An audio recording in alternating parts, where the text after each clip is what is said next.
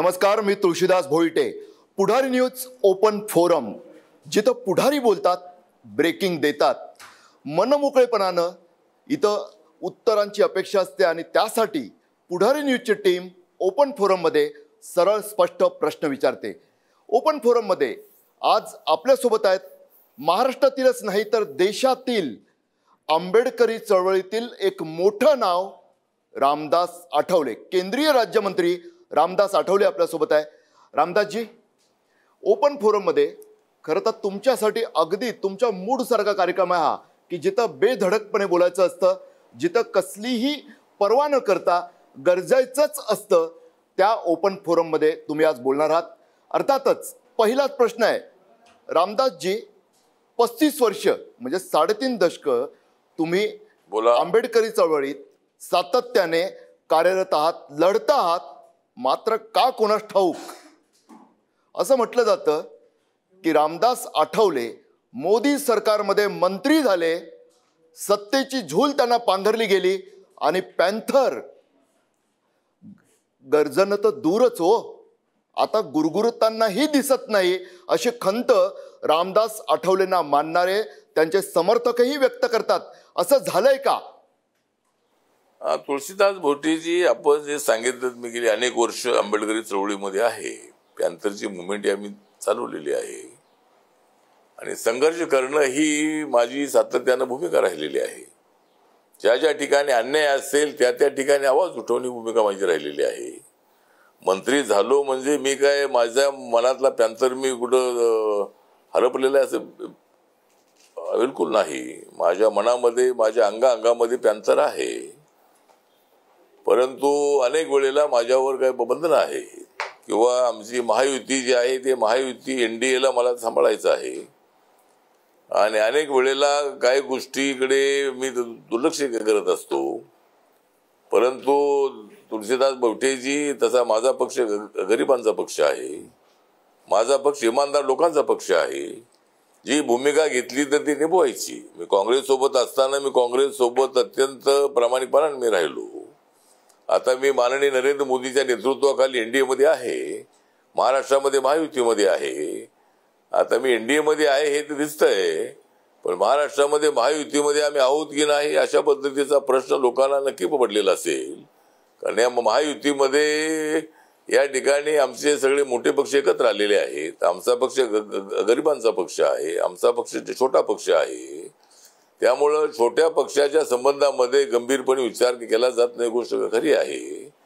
परंतु आपण जे म्हणालात की माझ्या मधला पॅन्थर गुरगुरत नाही, असं अजिबात नाही आहे. माझ्या मनामध्ये नक्कीच खंत असते ही, तरी आपण स्वीकारलेली भूमिका पुढे घेऊन जायची असा माझा प्रयत्न असतो. माननीय नरेंद्र मोदींच्यावर आपला विश्वास आहे. त्याने आपल्याला त्यांच्या केंद्रामध्ये मंत्रिपद दिलेलं आहे. काँग्रेसच्या काळामध्ये मात्र आपल्याला मंत्रिपद दिलं गेलं नाही. मी त्यावेळेला पंढरपूरमधून निवडून आलो होतो 2009 मध्ये आणि UPA फर्स्टच्या वेळेला 2004 मध्ये त्यावेळेला मला त्या ठिकाणी मंत्रिपदाची जबाबदारी देणं अत्यंत आवश्यक होतं. पण काँग्रेस आणि राष्ट्रवादीचे मंत्री झाले, पण मी रिपब्लिकन पक्षाचा मी एकटा आहे म्हणून मला बाजूला ठेवण्यात आलं. मला त्यावेळेला जबाबदारी देणं अत्यंत आवश्यक होतं, परंतु मला सांगण्यात आलं की आपण एकटे आहात. मी तर सांगितलं मी एकटा नाही, मी तुमच्या सोबत आहे. परंतु मी माझ्या पक्षाचा मी एकटाच असल्यामुळे मला त्यावेळेला मंत्रिपद मिळालं नाही. परंतु ठीक आहे, मंत्रिपदाचा विषय अजिबात नाही आहे. माझ्याबद्दल तुळशीदास भोटेजी लोक म्हणतात की आठवलेंना सत्ता पाहिजे, पण मला सत्तेचा अजिबात सत्ता जी आहे ते सत्तेबद्दल मला फार अट्रॅक्शन आहे असं बिलकुल अजिबात नाही आहे. मी सोडून आलेला कार्यकर्ता आहे, पण अनावधानाने मी मंत्री होत नव्हतो. मी 1990 मध्ये मला ज्या वेळेला मंत्रिपदाची जबाबदारी माझ्यावरती आली त्याच्या अगोदर मी मंत्री होईन का नाही मला माहीत नव्हतं, पण अचानकपणे माझ्यावरती जबाबदारी सोपवण्यात आली आणि मी मंत्री म्हणून मी महाराष्ट्रामध्ये 5 वर्ष चांगलं काम मी केलेलं आहे. आणि त्यानंतरही मी रिपब्लिकन पक्षाला वाढवण्याचा प्रयत्न केलेला आहे. रिपब्लिकन पक्ष साऱ्या देशामध्ये वाढतो आहे. नागालँडमध्ये माझ्या पक्षाचे 2 आमदार स्वतंत्र स्वबळावर निवडून आलेले आहेत आणि अनेक राज्यामध्ये त्रिपुरा असेल, आसाम असेल, हिमाचल प्रदेश असेल, मिझोराम असेल, अशा अनेक, सिक्कीम असेल, सर्व राज्यामध्ये साऊथ इंडिया, नॉर्थ इंडियामध्ये माझा पक्ष आहे. माझा पक्ष जो आहे हा अंदमान निकोबारमध्ये आहे. लवकरच लक्षद्वीपमध्ये मी जाऊन आलो, त्या ठिकाणी RPI स्थापना होणार आहे. त्यामुळं माझ्यामधला पॅन्थर अजूनही जागा आहे. माझ्यामधला पॅन्थर अजूनही आहे जागा. माझ्यामधला पॅन्थर अजूनही आहे जागा, कारण मी आहे बाबासाहेब आंबेडकरांच्या विचारांचा, माझ्याजवळ आहे बाबासाहेबांच्या विचारांचा धागा. तर अशा पद्धतीने माझं काम चाललेलं आहे आणि मी सातत्यानं माझी भूमिका मी मांडत आलेलो आहे. परंतु आपल्याकडे तेवढं लक्ष दिलं जात नाही, गोष्ट खरी आहे. पण माझे नरेंद्र मोदींचे संबंध अत्यंत चांगले आहेत, एकनाथ शिंदेचे अत्यंत चांगले आहेत, देवेंद्र फडणवीस यांच्यासोबत माझे संबंध अत्यंत चांगले आहेत, अजितदादा पवार यांच्यासोबत माझे संबंध अत्यंत चांगले आहेत. सगळ्यांच्या सोबत माझे संबंध चांगले आहेत आणि माझा रिस्पेक्ट सगळेजण काय करत असतात, मी त्यांचा रिस्पेक्ट करतो. त्यांच्या एक अडचणी सगळ्यांच्या आहेत. त्यामुळं काही वेळेला मला गप्प बसावं लागतं. बोटेजी, बाबासाहेबांच्या विचारांचा धागा, तो धागा एवढा एखाद्या दोरखंडापेक्षा मजबूत आहे हो. अडचण अशी आहे मात्र रामदासजी, की तुम्ही आता म्हणालात महायुतीचं एक बंधन कुठंतरी सिद्धार्थ हॉस्टेल पासून रस्त्यावर, गल्लीबोळांमध्ये, मोहल्ल्यांमध्ये जो पॅन्थर गर्जना करायचा, डरकाळ्या फोडायचा, फक्त गुरगुराचं नाही तर त्यापुढे झेपावताना दिसायचा. जिथं अन्याय तिथं आठवले. महाराष्ट्रासाठी, देशासाठी हे एक समीकरण होतं रामदासजी. असं काय झालंय की ते बंधन, महायुतीचं बंधन, ज्यांना शब्द दिलाय तो पाळायचा. आपण गरीब असलो, गरिबांची पार्टी असलो तरी निष्ठेला कुठं कमी पडायचं नाही, हा तुमचा बाणा. मात्र कुठंतरी महायुतीचं ते बंधन पॅन्थरच्या गळ्यातला पट्टा ठरतंय. वाटतंय असं? तुमच्या विरोधात जे कोणी असतील त्यांचाही आरोप असतो असा. काय वाटतं रामदासजी, आहे पट्टा? नाही, पट्टावर असं नाही. म्हणजे मी तशी कोणाची करत नाही थट्टा. माझ्या गळ्यामध्ये कोणाच्या बंधनाचा नाही पट्टा. मी तर आहे धट्टा कट्टा आणि म्हणूनच माझ्या गळ्यामध्ये मी कुणाचाच बंधनाचा घालू शकत नाही पट्टा. माझ्या गळ्यामध्ये जय भीमचा पट्टा आहे, जय महाराष्ट्राचा पट्टा आहे, जय भारतचा पट्टा आहे. पण आपण जे म्हणाला त्या पद्धतीनं काय लोकांना वाटत असेल की मी काहीतरी उलटसुलट बोलावं. परंतु ज्या वेळेला आपले मित्रपक्ष अडचणीमध्ये असतात त्यावेळेला आपण थोडंसं बारकाईने लक्ष देणं अत्यंत आवश्यक असतं. म्हणून अनेक वेळेला मी माझी भूमिका एकदम स्पष्टपणे मांडत नाही आहे. माझ्या मनामध्ये जरी काय नाराजी असलीही तरी अलीकडे अडचण हीच झालेली आहे की महायुतीमध्ये आपले 2 मोठे पार्टनर आल्यामुळं माननीय एकनाथ शिंदे जे आलेले आहेत त्यांचं स्वागतच आहे, अजितदादा पवार आलेले त्यांचं स्वागतच आहे.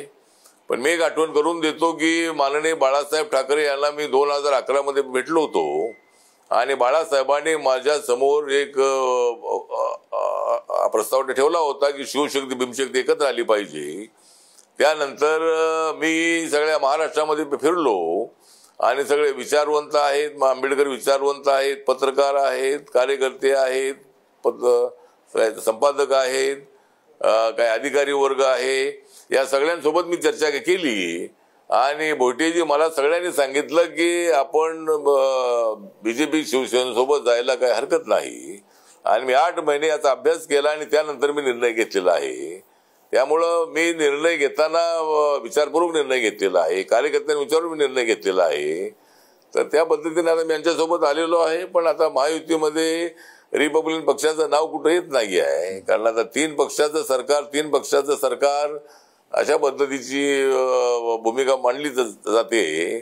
पण आता इतर मित्रपक्ष अनेक असल्यामुळं महायुतीच्या नेत्यांची अडचण आहे की आठवलेंचं नाव तिथं पुढे आणायचं असेल तर तिथं जोगेंद्र गवाडे आमच्या सोबत आलेले आहेत, प्रहारचे बच्चू कडू आलेले आहेत, विनय कोरे आमच्या सोबत आहेत, त्यानंतर आपले महादेव जानकर आहेत, त्यानंतर आमचे सदाभाऊ खोत आहेत, विनायक मिटिंगची पार्टी आमच्या सोबत आहे. अशा अनेक पार्ट्या ज्या आहेत त्या सोबत असल्यामुळं त्यांची अडचण कदाचित ही आहे की बाबा आपलं नाव पुढे आणलं की बाकीच्या लोकांची नाव पुढे आणावी लागतील, त्यामुळं अशी परिस्थिती आहे. पण आपल्याला माहित आहे की मी काँग्रेस अलायन्स सोबत असताना त्यावेळेला महाराष्ट्रामध्ये ज्यावेळेला फोटो छापायचे त्यावेळेला पहिला फोटो सोनिया गांधीचा असायचा, दुसरा फोटो शरद पवारांचा असायचा आणि तिसरा फोटो माझा असायचा. पण आता माझा फोटो कुठं दिसत नाही आहे आणि दिसला तर छोटासा फोटो माझा छापला जातो, ही गोष्ट खरी आहे. पण माझ्या पाठीमागे मोठी व्होट बँक आहे, गावागावाशी माझा संपर्क आहे, कार्यकर्त्यांचा एक फार मोठा जल्लोष माझ्यासोबत असतो. माझ्या सभा ज्या असतात त्या सभा फार मोठ्या नसल्या तरी लोकांमध्ये प्रचंड उत्साह असतो. तर या सगळ्या गोष्टी आहेत. पण आता यांची पण अडचण आहे. माननीय एकनाथ शिंदे, देवेंद्र फडणवीस आणि अजितदादांची अडचण आहे. त्यामुळं माझी अडचण अशा पद्धतीनं आहे. त्यामुळे आता काही गोष्टी सहन करणं अत्यंत आवश्यक आहेत आणि माझ्या कार्यकर्त्यांमध्ये नाराजी आहे, समाजामध्ये नाराजी आहे की आरपीआयचं नाव कुठं घेतलं जात नाही आहे. आणि आरपीआयचा रिपब्लिकन पक्ष जो आहे, मी जो अगोदर सांगत होतो की ज्यावेळेला शिवसेना भाजप एकत्र होते त्यानंतर आरपीआय ज्यावेळेला त्यांच्यासोबत आला त्यावेळेला युती जी महायुती झालेली आहे, ही महायुती आत्ताच झालेली नाही आहे. आरपीआय त्यामध्ये आल्यानंतर ती महायुती झालेली आहे. त्यामुळं आता ही अशा पद्धतीची थोडीशी अडचण आहे. त्यामुळे मी तर समजून घेतो. पण तरी जर दलित वोट बँक जी आहे ती आपल्याकडे अट्रॅक्ट करायची असेल, दलितांची मतं आपल्याला हवी असतील तर दलित नेत्याच्या संबंधामध्ये थोडंसं त्याला प्रोजेक्ट करणं अत्यंत आवश्यक आहे. पण असं दिसत नाही आहे. तर त्याचा विचार महायुतीच्या नेत्यांनी करावा असं आपलं म्हणणं आहे. वरती माझे संबंध अत्यंत चांगले आहेत, मोदी साहेबांचे संबंध चांगले आहेत, अमित भाईचे चांगले आहेत, जे.पी. नड्डांचे चांगले आहेत संबंध माझे, या लोकांचे संबंध माझे तर चांगले आहेत. पण या त्यांच्या अडचणी आहेत. पण त्या अडचणीतूनही त्यांनी जबाबदारी आपली झटकता कामा नये. त्यांनी माझ्यासारख्या कार्यकर्त्याचा विचार केला पाहिजे. आता तुम्ही सगळ्या जागांच्या बद्दल तुम्ही त्या ठिकाणी त्यांचे वादविवाद सुरू आहेत. पण माझाही पक्ष आहे. देशभरामध्ये लोक वाट बघतायत की रिपब्लिकन पक्षाला 1-2 तिकीट मिळणार आहेत की नाहीत. मी लोकसभेमध्ये यावं अशी लोकांची प्रामाणिक इच्छा आहे. पण आरपीआयला कुठं सीट देण्याच्या संबंधातली चर्चा काही दिसत नाही आहे. मला बोलवून माझ्याबरोबर चर्चा करणं अत्यंत आवश्यक आहे. तसं काही दिसत नाही आहे.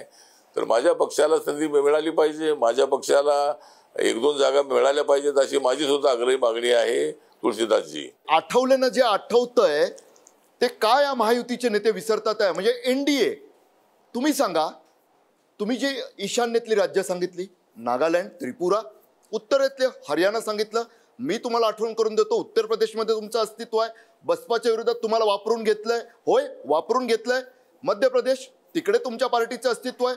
गुजरातमध्ये निवडणुकीच्या वेळी निळा झेंडा तुमचा लागतोच यांना. महाराष्ट्रात सांगायला नको, सर्वात जास्त महायुतीमध्ये जर एक वोट बँक, जो शब्द तुम्ही वापरला, ती निळी वोट बँक तुम्हीच मिळवून देता रामदासजी. नरेंद्र मोदींचं तुमचं चांगलं, एकनाथ शिंदेंशी तुमचं चांगलं, अजित दादा सुद्धा तुम्हाला मानतात. पण असं का होतं महाराष्ट्रात? आज कोल्हापूरमध्ये कार्यक्रम आहे, सामाजिक न्याय भवनाचं उद्घाटन आहे. शाहू महाराज, बाबासाहेब आंबेडकर, त्यांची स्मृती तिकडं जपली जाणार आहे. रायगडमध्ये, पनवेलमध्ये तसे कार्यक्रम होतात. असं का घडतं की त्यावेळी नेमका आठवलेंना महायुतीचे हे सत्ताधारी न दिसणाऱ्या तुमच्या कुबड्या घेऊन उभे असतात निवडणुकीत, ते विसरून जातात तुम्हाला? का आज आठवले मुंबईत बसल्यात, का कोल्हापुरात मानाचं स्थानी नाही आहेत? यावर बोलावं लागेल रामदासजी. आता मी सांगितलं तुळशीदासजी की आता हे सामाजिक न्याय खात्याचा कार्यक्रम आहे आणि माणगाव हे ठिकाण आमच्यासाठी अत्यंत ऐतिहासिक ठिकाण आहे. 1920 मध्ये छत्रपती शाहू महाराज आणि बाबासाहेब आंबेडकर त्या ठिकाणी एकत्र आले होते आणि बहिष्कृत परिषद त्या ठिकाणी ठेवण्यात आली होती.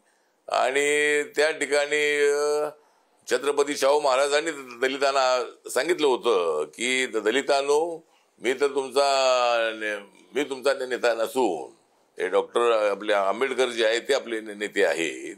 अशा पद्धतीची भूमिका शाहू महाराजांनी मांडली होती. तर तिथं माणगावमध्ये मोठं स्मारक होतंय, त्याचं लोकार्पण सोहळा आज आहे. पण मला आज सकाळी फोन आला एक आमच्या कार्यकर्त्याचा की शुभेच्छा द्या, तर मी व्हिडिओवर शुभेच्छा दिलेल्या आहेत, पण आपल्याला त्याचं निमंत्रण आलेलं नाही आहे. आणि आता बऱ्याच वेळेला असं होतंय की म्हणजे सरकार जाते सगळ्यांच्या दारी, पण आम्ही असतो आमच्या घरी. म्हणजे आम्हाला काही ते कुणी तर सांगत नाही आहेत, आमच्या कार्यकर्त्यांना सांगत नाही आहेत. आमचे निळे झेंडे लावले पाहिजेत ते आमच्या कार्यकर्त्यांना सांगत नाही आहेत. 3 पक्षाचं सरकार अशा पद्धतीची चर्चा नेहमी केली जाते. बरोबर आहे, 3 पक्षाचं सरकार आहे, कारण माझ्या पक्षाचा मंत्री नाही आहे. माझा समाज एवढा माझ्या पाठीमाग असताना एखादा मंत्री करायला हवा होता. माननीय देवेंद्र फडणवीस यांच्याशी बोललो होतो, ते बोलले छोटं मंत्रिमंडळ करायचं आहे.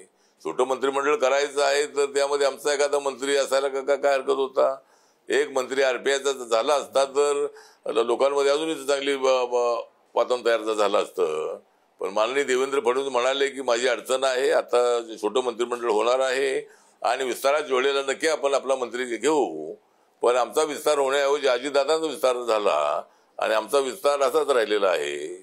त्यामुळे लवकरात लवकर त्यांनी विस्तार करावा, राहिलेले मंत्रिपद लवकरात लवकर भरावीत. अजून 7-8 महिने आहेत आणि रिपब्लिकन पक्षाला एक मंत्रिपदाची संधी द्यावी, अशा पद्धतीची आमची मागणी आहे. आम्ही आपले मित्र आहोत, आपल्यासाठी झटणारे आम्ही लोक आहोत. नरेंद्र मोदींचा जो कारभार आहे तो देशभरामध्ये मांडण्याचा मी प्रयत्न करतोय. सगळ्या देशामध्ये सर्वात जास्त दौरे माझे असतात. प्रत्येक आठवड्याला मी माझ्या 3-4 राज्यामध्ये मी असतो आणि त्या ठिकाणी आमच्या सरकारने केलेलं काम, माननीय मोदी सरकारने केलेलं जे काम आहे त्या कामाच्या संबंधातली भूमिका मी मांडतो. प्रेस कॉन्फरन्स त्या ठिकाणी घेतो आणि सर्व राज्यामध्ये मी मांडलेली भूमिका तिथं छापून येते, मीडियामध्ये येते. त्यामुळं मला असं वाटतं की या सगळ्या गोष्टीचा विचार करून लवकरात लवकर मंत्रिमंडळाचा विस्तार करावा. आणि माननीय देवेंद्र फडणवीसांना माझी विनंती आहे की त्यांनी एक मंत्रिपद आम्हाला द्यावं, लवकरात लवकर महामंडळ करावीत. ज्या ठिकाणी जिल्ह्यामध्ये जे पालकमंत्री आहेत, हे पालकमंत्री आमच्या लोकांना कोणी विचारत नाही आहेत. पालकमंत्री आमच्या एका कार्यकर्त्याला DPDC आहे, बाकीच्या कमिटी आहेत, त्याच्यावर घ्यायला पाहिजे, पण त्या ठिकाणी घेत नाही आहेत. म्हणजे RPI कुठं आहे याचा पत्ता लागत नाही आहे. आणि मला कार्यकर्ते सारखे फोन करतात, मला सांगतात, ते नाराजी व्यक्त करतात. या गोष्टीचा विचार करणं अत्यंत आवश्यक आहे. मला वाटतं की माननीय मुख्यमंत्र्यांनी, उपमुख्यमंत्र्यांनी सगळ्या पालकमंत्र्यांना आदेश दिले पाहिजेत की रिपब्लिकन पक्ष आपल्या सोबत आहे, पहिल्यापासून आपल्या सोबत आहे, तर या पक्षाच्या कार्यकर्त्यांना संधी दिली पाहिजे. मला एकट्याला मंत्री केले ठीक आहे, परंतु बाकीच्या कार्यकर्त्यांना संधी दिली जात नाही आहे. लवकरात लवकर महामंडळ करावी, त्यामध्ये आमच्या पक्षाला संधी द्यावी. 2-3 ठिकाणी आमच्या पक्षाचे चेअरमन करावेत, काय महामंडळाचे सदस्यपद आम्हाला द्यावीत. तर हे काम लवकरात लवकर होणं अत्यंत आवश्यक आहे, पण असं होताना दिसत नाही आहे. आणि म्हणून माननीय देवेंद्र फडणवीस यांनी थोडं लक्ष देणं अत्यंत आवश्यक आहे, मुख्यमंत्र्यांनी लक्ष देणं अत्यंत आवश्यक आहे. आणि आमच्या कार्यकर्त्यामध्ये, समाजामध्ये जास्त नाराजी निर्माण होणं हे आपल्यासाठी योग्य नाही आहे. आपल्याला मतदार जे आहे ते मतदार आपल्या बाजूला वळवायचे आहेत, आपल्याला मतदान करून घ्यायचं आहे, आपल्याला 45 जागा जिंकायच्या आहेत. त्यामुळे दलित मतदारांकडे दुर्लक्ष होऊन चालणार नाही. दलित मतदारांकडे चांगल्या पद्धतीनं पाहिलं पाहिजे आणि त्या मतदारांना अट्रॅक्ट करण्यासाठी प्रयत्न करणं अत्यंत आवश्यक आहे. तुळशीदासजी, मोठी ब्रेकिंग मगाशी खरं तर तुम्ही दिलीत, ती म्हणजे महायुतीचे नेते, NDAचे नेते ज्या पद्धतीनं रामदास आठवलेंच्या RPI कडे दुर्लक्ष करतायत, त्यामुळे आंबेडकरी चळवळीतील कार्यकर्त्यांमध्ये, मतदारांमध्ये तीव्र नाराजी आहे. ही मोठी ब्रेकिंग आहे निवडणुकीच्या तोंडावरची. रामदासजी, आणखी एक प्रश्न, तुम्ही आता मतदारांपर्यंत पोहोचलेलात, स्पष्ट शब्दात सांगा, सत्तेच्या वाटेकरी असणाऱ्या, हक्कदार, खरं तर मी म्हणेन हक्कदार असणाऱ्या RPIला, कार्यकर्त्यांना, नेत्यांना सत्तेचं लाभार्थी बनण्यापासून वंचित ठेवणं येणाऱ्या निवडणुकीत मतदारांना याचा फटका बसू शकेल? स्पष्ट शब्दात सांगा. जर ती नाराजी दूर केली नाही तर मतदानामध्ये मतदार याचा फटका देतील. रामदासजी, आता आपण म्हणताय त्याप्रमाणे मतदार हा आमच्या सोबत आहे, मी सांगेल त्या पद्धतीने ऐकणारा मतदार आहे. पण जी नाराजी आहे ती थोडी दूर करणं अत्यंत आवश्यक आहे. मला रोज कार्यकर्त्यांचे फोन येतात की आम्हाला हे मिळालं नाही, ते मिळालं नाही, अशा पद्धतीची चर्चा आहे. ज्या वेळेला मी अगोदरी म्हणालो की शासन आपल्या दारी एक कार्यक्रम होतात, त्यावेळेला आमच्या कार्यकर्त्यांना ते सांगितलं पाहिजे. आमचे कार्यकर्ते त्यामध्ये सहभागी होऊ शकतात, पण RPIला कुठेही सांगितलं जात नाही. तिन्ही पक्षाच्या लोकांचाच त्या ठिकाणी चिठ्ठी लागलेले असतात. तर हे थोडंसं कुठंतरी खटकणार आहे. मागच्या एका वर्षा बंगल्यावर झालेल्या बैठकीमध्ये मी म्हणालो होतो, मुख्यमंत्र्यांच्या उपस्थितीमध्ये देवेंद्रजी होते, त्यावेळेला अजित दादा होते. त्या बैठकीमध्ये मी त्यांना सांगितलं होतं की बाबा असं होतंय, आपल्याला 3 पक्षाचे झेंडे लागतात आणि RPIचा झेंडा ते दिसत नाही आहे. त्यामुळं लोकांमध्ये, कार्यकर्त्यांमध्ये अस्वस्थता आहे, नाराजी आहे. तर त्यासाठी ती नाराजी दूर करण्यासाठी प्रयत्न होणं अत्यंत आवश्यक आहे. रिपब्लिकन पक्षाला थोडं मानाचं स्थान मिळणं अत्यंत आवश्यक आहे. तर अशा पद्धतीने मला वाटतं की सगळे नेते जाणकार आहेत आणि त्याचा ते विचार करतील अशी मला अपेक्षा आहे. रामदासजी, स्पष्ट शब्दात फक्त शेवटचा, कारण मला आता टीम आतुर आहे तुमच्याशी बोलण्यासाठी. तुमची कविता तर तुम्ही ऐकवलीच. पुन्हा मगाशी तुम्ही म्हणालात ना, शासन आपल्या दारी, पण आठवले मात्र आपल्या घरी, असं दिसून येतं. त्यातून तुम्ही स्पष्ट शब्दात बोला ना की लोकांमध्ये नाराजी आहे, याचा फटका मतदानातून दिसेल. याबद्दल अलर्ट जारी करा तुम्ही. आपण म्हणताय त्या पद्धतीने नाराजी आहे, पण ती नाराजी दूर होऊ शकेल. कारण मी इथं आहे, मी तर माझ्या मतदारांवर माझा कमांड आहे, माझ्या कार्यकर्त्यांवरती कमांड आहे. पण आमचा विचार थोडा गंभीरपणे करण्याची जबाबदारी BJPची आहे. भारतीय जनता पार्टीने RPIला सोबत घेतलेला आहे. आणि ज्या वेळेला शिवसेना भाजपमध्ये फूट झाली, त्यावेळेला भोटीजी मी BJP सोबत जाण्याचा निर्णय घेतला. मला उद्धव ठाकरेंनी मला ऑफर दिली होती की तुम्हाला उपमुख्यमंत्री करतो, त्यानंतर किंवा तुम्हाला आनंद गीतेचं मंत्रिपद देतो, तुम्ही आमच्या सोबत या. पण त्यावेळेला मी निर्णय घेतला की नाही, मला राज्यसभा BJPने दिलेली आहे. नरेंद्र मोदींचं काम अत्यंत उत्कृष्ट आहे आणि देवेंद्र फडणवीस चांगले मुख्यमंत्री म्हणून राहिलेले आहेत. त्यामुळं मला BJP सोबत जाणं अत्यंत आवश्यक आहे. म्हणून मी त्यांच्या ऑफरला डावलून मी BJP सोबत आलेलो आहे. त्यामुळं BJPने थोडासा गंभीरपणे त्याचा विचार करणं अत्यंत आवश्यक आहे. नवीन मोठे पार्टनर आलेत म्हणून बाकीच्यांना विसरणं योग्य नाही आहे. आठवलेजी, तुम्ही आता ही जी खतखत व्यक्त करताय की RPIला भाजपने किंवा महायुतीनं गृहीत धरायला सुरुवात केलेली आहे, तर पुढारीच्या ओपन फोरमवर तुम्ही ही खतखत व्यक्त करताय. पण तुम्ही ही खतखत कधी फडणवीसांशी पर्सनली कधी बोलून व्यक्त केली आहे का? आणि जर केली असेल तर त्यांची प्रतिक्रिया काय होती? देवेंद्रजींना बोललेलो आहे. देवेंद्रजींनी तर आपण सगळे करणार आहोत, आपल्याला मंत्रिपद देणार आहोत, ज्यावेळेला विस्तार होईल त्यावेळेला त्यांनी सांगितलेलं आहे. आणि बाकीच्या गोष्टी त्यांनी सांगितलेल्या आहेत की आम्ही पालकमंत्र्यांना सांगितलेलं आहे. पण आता अजून ते काय पालकमंत्र्यांच्याकडून काय सहकार्य मिळत नाही अशी कार्यकर्त्यांची खंत आहे. उदाहरणार्थ आमचे एक अशोक गायकवाड एक जिल्ह्याचे अध्यक्ष आहेत साताऱ्याचे. तर अनेक ज्युनियर लोक जे आहेत, अनेक ज्युनियर कार्यकर्त्यांना त्या डेप्युटेशनवर घेण्यात आलं, पण अशोक गायकवाड यांना घेतलं गेलं नाही. BJPच्या अध्यक्षांनी ते त्या ठिकाणी धैर्यशील जे आहे त्यांनी ते नाव दिलं होतं, धैर्यशील कदम. पण शंभूराजे देसाईंकडून ते काय ते नाव अगोदर आलं नाही. त्यांनी सगळ्या जागा अगोदर भरलेल्या होत्या. नंतर मग त्यांनी नावं पाठवलेली आहेत. मी ज्यावेळेला त्यांना फोन करून सांगितलं त्यावेळेला ते म्हणाले की मी मुख्यमंत्र्यांना आणि डेप्युटी CMना पत्र लिहितोय आणि आपण ते करून घेऊ. पण अद्याप काही तिथं झालेलं नाही आहे. त्यामुळं आमच्या कार्यकर्त्यांना वाटतं की DPDCचा एक तरी माणूस आमचा काय घेतला पाहिजे. तर RPIच्याकडे काही लक्ष दिलं जात नाही आहे असं मला वाटतं. आठवलेजी, तुम्ही तेच म्हणताय की RPIकडे लक्ष दिलं जात नाहीये. आणि मगापासून तुमच्या बोलण्यातून एक गोष्ट जाणवते की महामंडळाचं अध्यक्षपद सोडा, साधा सदस्य देखील तुमच्या पक्षाकडे केला जात नाहीये. मग रामदास आठवलेंना त्यांच्या पक्षाचं भवितव्य काय दिसतं? स्वतःला मिळालेलं एक राज्यमंत्रीपद केंद्रात, एवढंच फक्त विजन आहे का RPIचं सध्या? तेवढ्यावर तुम्ही खुश आहात का?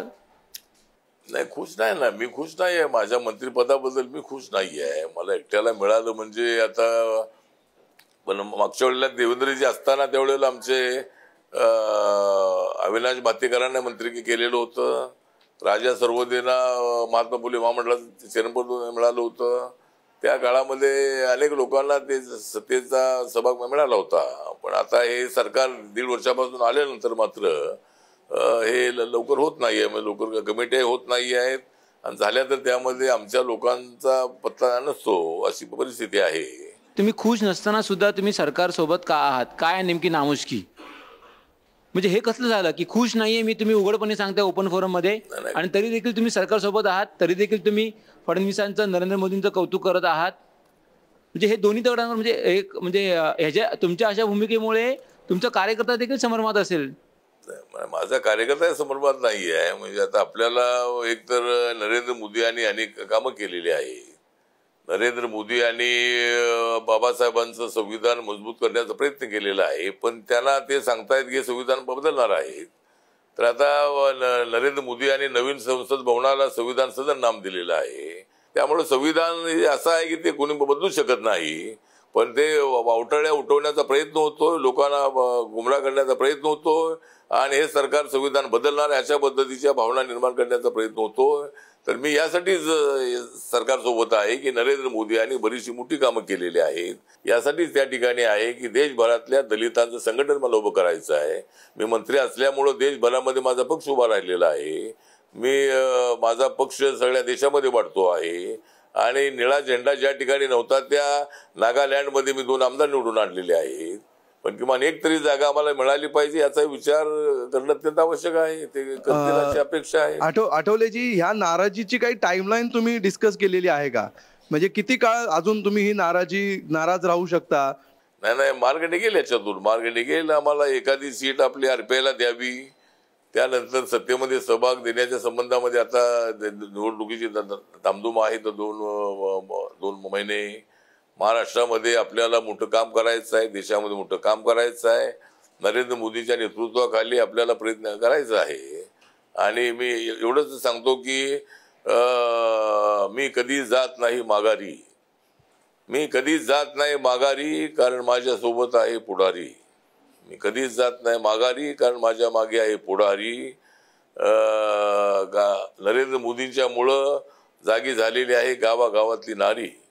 नरेंद्र मोदीच्या मुळे गावागावातली जागी झालेली आहे नारी. म्हणूनच आता प्रधानमंत्री पदाची त्यांचीच आहे भारी. आता तुम्ही NDA बरोबर आहात आणि याच्यापूर्वी तुम्हाला UPA बरोबर काम करण्याचा सुद्धा अनुभव आहे, जी सध्या NDA नावाने जी आघाडी आहे. तुम्हाला शरद पवारांबरोबर काम करण्याचा सुद्धा अनुभव आहे, काँग्रेस बरोबर सुद्धा काम करण्याचा अनुभव आहे.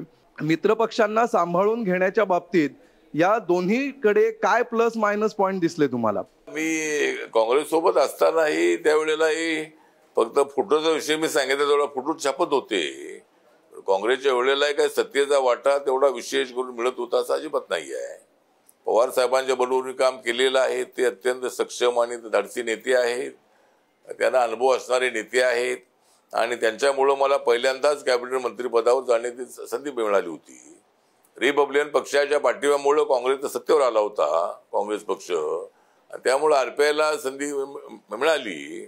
पण एक गोष्ट माझ्या मनामध्ये होती की जर आम्ही सगळे RPIने मिळून, माननीय प्रकाश आंबेडकर, RS गवई, योगेंद्र कवाडे आणि मी मिळून, आणि जर आम्ही काँग्रेसला पाठिंबा दिला असता एकत्रितपणे, तर आपल्याला त्यावेळेला जवळजवळ 25-30% सत्तेची भागीदारी मिळाली असती 90 मध्ये, आणि आपल्या पक्षाचे 12, 14, 15 मंत्री झाले असते.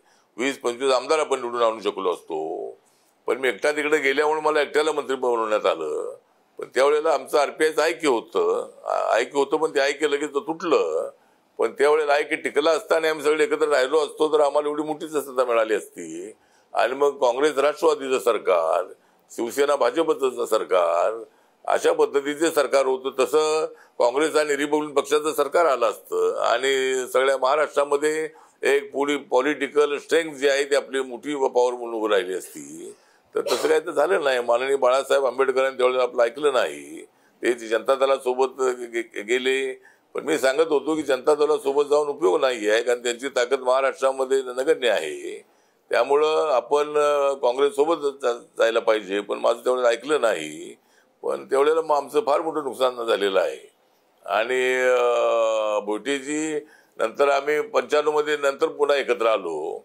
96 मध्ये आम्ही निवडणुका लढलो आणि 11 जागावर आम्ही लढलो त्यावेळेला पक्षाला मान्यता मिळाली.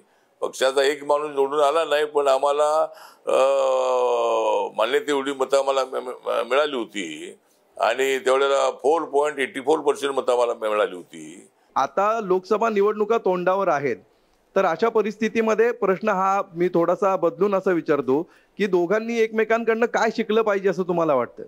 नाही, दोघांनी शिकलं पाहिजे म्हणजे आता एक तर त्यांचा अनुभव तर आहे, पण आता काँग्रेस अलायन्सच्या काळामध्ये तर मी युपीए सोबत होतो, पण युपीए मध्ये निर्णय होत नव्हते. युपीए मध्ये मी होतोच, मी खासदार म्हणून होतोच, परंतु जसे निर्णय मोदींच्या काळामध्ये होत आहेत तसे होत नव्हते. आणि आता मोदीजी अत्यंत ऍक्टिव्हपणे काम करणारे नेते आहेत, अत्यंत दिलदार नेते आहेत, अत्यंत संघर्षशील नेते आहेत, अत्यंत डेमोक्रेटिक नेते आहेत. त्यांच्याबद्दल ते हुकुमशाह आहेत, अमुक आहेत, तमुक आहेत अशी भूमिका मांडली जाते. त्यांना परिवार नाही अशा पद्धतीची भूमिका मांडली जाते. पण नरेंद्र मोदींनी सांगितलेलं आहे की सगळा देश माझा परिवार आहे, 140 करोड लोक माझे परिवाराचे आहे. त्यामुळे ठीक आहे, त्यामुळं हा जो अनुभव मला आहे तो या काळामध्ये निर्णय मोठे झालेले आहेत. आणि म्हणून काही नाराजी जरी असलीही तरी आपल्याला एनडीए सोबत राहणं अत्यंत आवश्यक आहे, महाराष्ट्रामध्ये महायुती सोबत राहणं अत्यंत आवश्यक आहे. ही माझी जबाबदारी आहे आणि म्हणून मी त्यांच्यासोबत आहे. उद्या जर सत्ता बदल झाला राज्यामध्ये किंवा केंद्रामध्ये तरी सुद्धा तुम्ही एनडीए बरोबर आणि राज्यात महायुती बरोबर राहणार हे तुम्ही आत्ताच ठरवून टाकलेलं आहे का? हो, मी ठरवून टाकलेलं आहे की मी महायुती सोबतच राहणार आहे, देशामध्ये एनडीए सोबतच राहणार आहे आणि सत्ता येणार आहे, एनडीएची सत्ता येणार आहे. सगळे देशातले रिपोर्ट, जगातले रिपोर्ट असे आहेत की नरेंद्र मोदीजी पंतप्रधान बनणार आहेत. त्यामुळं किंवा ते सत्तेवर न येणार याचा विषयच नाही आहे, ते सत्तेवर येणारच आहेत. आणि ते सत्तेवर येणार आहेत म्हणून मी त्यांच्यासोबत आहे असं नाही आहे. मी त्यांनी निर्णय घेतलेले म्हणून त्यांच्यासोबत आहे. त्यामुळे माझ्या निर्णयामध्ये कसलाही बदल होणार नाही. महाराष्ट्रामध्ये मी महायुती सोबतच राहणार आहे आणि देशामध्ये एनडीए सोबतच मी राहणार आहे. तुळशीदासजी, ओपन फोरमचा शेवटचा टप्पा. रामदास आठवले असंच बोलत राहतील आणि पुढारी न्यूजची टीम असेच सरळ स्पष्ट प्रश्न विचारत राहील. आठवले साहेब, तुम्ही शिर्डी लोकसभा मतदारसंघातून निवडणूक लढवण्याची इच्छा दाखवली आहे आणि मध्यंतरी एक वक्तव्य केलं की महायुतीने आम्हाला एक जागा सोडावे, अन्यथा आम्हाला जनतेमध्ये तोंड दाखवण्याचीही म्हणजे तोंड दाखवणंही आम्हाला जमणार नाही. कितपत तुमचा महायुतीवर भरोसा आहे की तुम्हाला ती एक जागा महायुती देणार की नाही? आता देणार की नाही, आता मागणी तर आमची आहे. आता मी राज्यसभेवर आहे, माझी राज्यसभा 2026 पर्यंत आहे, परंतु लोकांची इच्छा अशी आहे की मी लोकसभेमध्ये आलं पाहिजे. त्यामुळं कुठली जागा द्यायची, आता त्या ठिकाणी मी शिर्डी मागतोय, त्या ठिकाणी आमचे मित्र सदाशिव लोखंडे आहेत, ते शिवसेनेचे आहेत, माननीय एकनाथ शिंदेसोबत आलेले आहेत. त्यामुळं ती देण्याची अडचण कदाचित त्या यांची असू शकेल, त्याच्यातून मार्ग काढता येऊ शकेल. माझी 2 वर्षाची राज्यसभा जी आहे ती सदाशिव लोखंडेंना देऊन त्याच्यातून काहीतरी मार्ग काढण्याचा प्रयत्न करायला हरकत नाही. आरपीआयला एक तरी जागा मिळालेली असं तरी सगळ्या देशाला दिसणं अत्यंत आवश्यक आहे. त्यामुळं आरपीआयला फार जागा आम्ही मागत नाही आहे. जसं आता शिवसेना आणि राष्ट्रवादीची मागणी वाढलेली आहे आणि ते एवढ्या जागा मागतायत, तेवढ्या जागा मागतायत. माझ्या पक्षाला एक तरी जागा द्यायला हवी. प्रकाश आंबेडकर हातात कंट्रोल ठेवून आहेत, तर रामदास आठवलेंच्या हातातून कंट्रोल सुटलेला आहे. म्हणजे ते आता अशा अपेक्षेने बघतायत की भाजपने एक दिले तर बरं होईल, आमचं भाजपने एक दिले तर बरं होईल. ह्या दोन्हीकडे तुम्ही कशा पद्धतीने बघता? म्हणजे प्रकाश आंबेडकरकडून तुम्हाला काय शिकावं असं वाटतं की त्यांचं जे राजकीय करिअर आहे ते आता सध्या आरपीआय पेक्षा स्ट्रॉंग दिसतंय? मला असं वाटतं की ठीक आहे, स्ट्रॉंग आहे. ते बाबासाहेबांचे नातू आहेत, आमच्या गटाचे एखादे नेते आहेत आणि ते कंट्रोल ते ठेवतात, गोष्ट खरी आहे. परंतु माझं इथं काय कंट्रोल सुटलेलं आहे असं अजिबात नाही आहे. आमचे कंट्रोल आहे, आमचे संबंध सगळ्यांचे चांगले आहेत. पण आता प्रकाश आंबेडकरांचा प्रस्ताव काय महाविकास आघाडी स्वीकारला असं मला दिसत नाही आहे. आठवलेंचं मंत्रीपद एवढंच फक्त पक्षाचं उद्दिष्ट आहे, तेवढ्याच फक्त पक्ष उरलेला आहे. माझ्या पक्षाचं नाही, माझ्या पक्षाचं भवितव्य फार मोठं आहे. माझा पक्ष देशभर वाढलेला आहे. माझा पक्ष काय असा एकदम आम्ही कच्च्या गुरुजी चेले अजिबात नाही आहोत. आणि आमचा पक्ष जी तुम्ही जी नावं घेतली, ज्या राज्यांची नावं घेतली आठवलेजी, ज्या राज्यांची तुम्ही नावं घेतली त्यामध्ये महाराष्ट्र हे नाव नव्हतं, हे मला इकडे नमूद करावं असं वाटतं. तुम्ही जी सगळी नावं घेतली ती 7 सिस्टर मध्ये नावं घेतलेली आहेत. तिथे राजकीय अनागोंदी आहे, कोणत्याही पक्ष तिथे उभारी घेऊ शकतो, पण महाराष्ट्राचं नाव का नाही घेतलं आठवलेजींनी की महाराष्ट्रामध्ये मी माझा पक्ष एवढा पुढे नेला?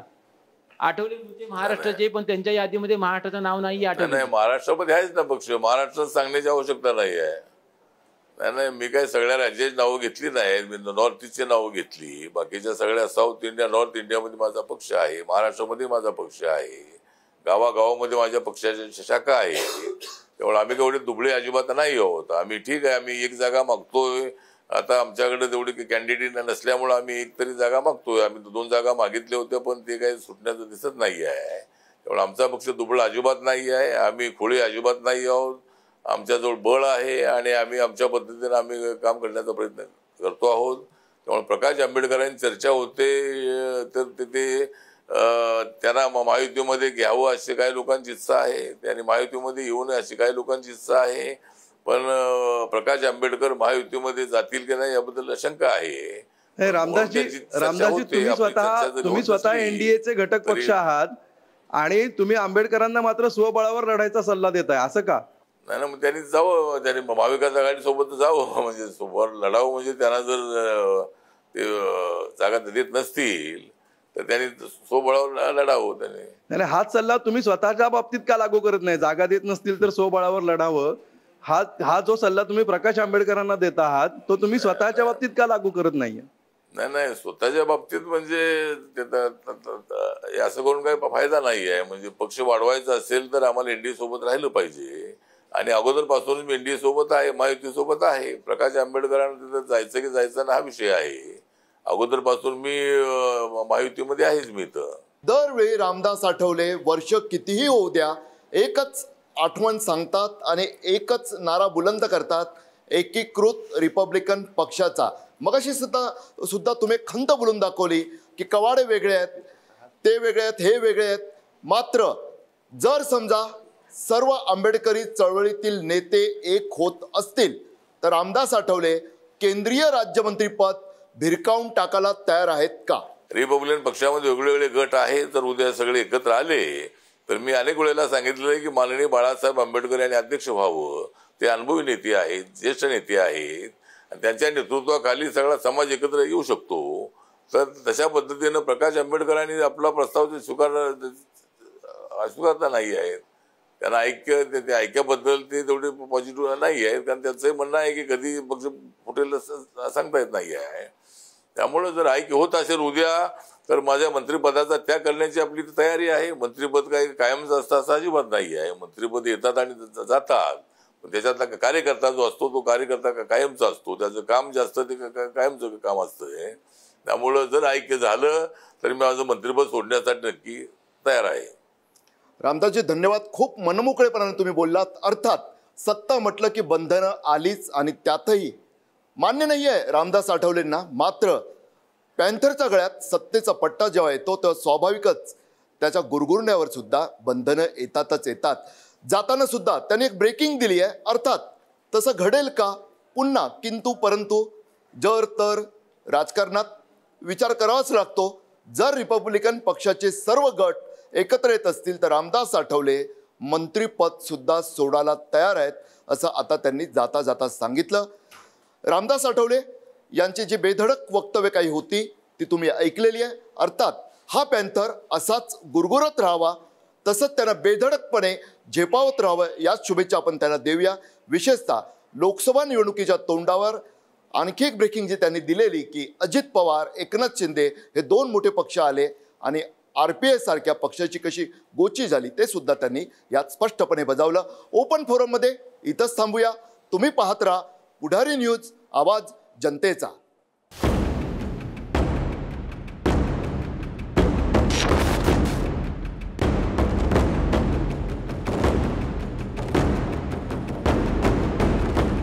Thank you.